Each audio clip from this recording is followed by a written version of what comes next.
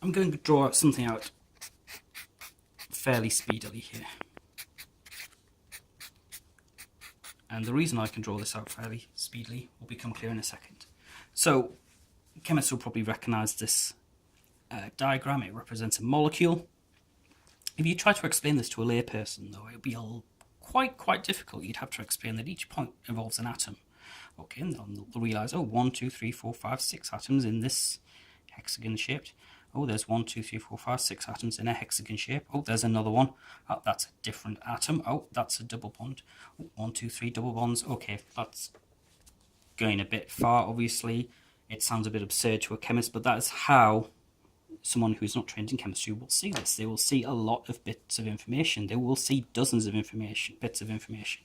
6, 12, 13, 14 atoms, however many bonds in between them, knowing where all these double lines go. But a student chemist, for instance, will know a bit more about this. They will actually see this as only 3 bits of information, specifically one benzene ring, a second benzene ring, and a ketone group. Okay, they condensed down dozens upon dozens of bits of information into 3. Now, an experienced organic chemist, on the other hand, will see one thing. They will just see benzophenone. One thing. So they've gone from dozens of bits of information to just one. So this is a concept which is used everywhere called chunking, literally breaking things into chunks and dealing with them piece by piece. Now, as chemists, particularly organic chemists, you'll be very familiar with this.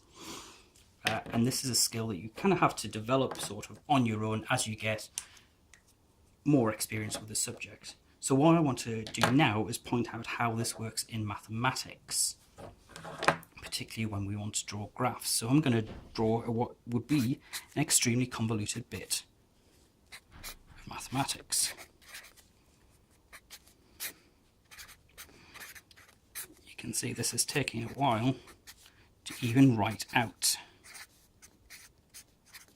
Now, in addition to being able to understand all the individual bits, if you look at that equation, you've got 1, oh, there's a square root, that's over, that's 3 or 4 bits of information, multiply, there's another bit, z over a, 0 to 3, okay, now I need to know how to do powers to a fraction, oh, times by a Greek letter, what's the Greek letter doing? There's a lot of bits of information here to take in if you are not familiar with the subject, and this is why it's very difficult to get your head around it at first sight. So the way to deal with this is to start breaking it up using chunking. You need to be able to see these components for what they are and what they do. Break them into smaller bits, then reassemble them at the end. So, there's one bit there. That's simply a number. You know that numbers are numbers. You can do that. This section is slightly more complicated. After all, these are letters. Z, A0. But that's another component. Now rho, here's another component. Now we're starting to get a variable in because rho is a variable, not a constant. See? And look here, there's another bit.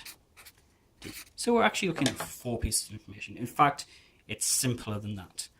These are numbers, they don't change. That is, in fact, 1 bit of information. This is another bit of information. There's another bit of information. Those are just 3 components multiplied together. So we can break those off into smaller chunks and take a look at what each of them do individually. A here, well, these are just numbers. When you try to plot that, there's no variation. This, our variable, our independent variable here, isn't involved. So that's just a straight line. That graph says nothing. Let's have a look at B here, this section. Well, that's rho. That's the equivalent of y equals x, or psi equals rho if you want to use those variables. And that's fairly simple. When our independent variable is 0, the dependent variable is 0. When one is 1, the other is 1 as well. When one is 2, the other is 2. So that is a completely linear equation. It goes up in a straight line. So now let's examine this bit individually. Now this is an e to the minus x-like function. Now you can simplify it down to there, or you can remember to add the divide by 2 in there because it helps it scale with this one nicely. That simply decays exponentially. So what you need to be able to do is break the wave function down into these constituent parts, and this is through chunking. We have 1 bit of information, 2 bits of information, 3 bits of information, and then you need to be able to put them together and understand the consequences of each.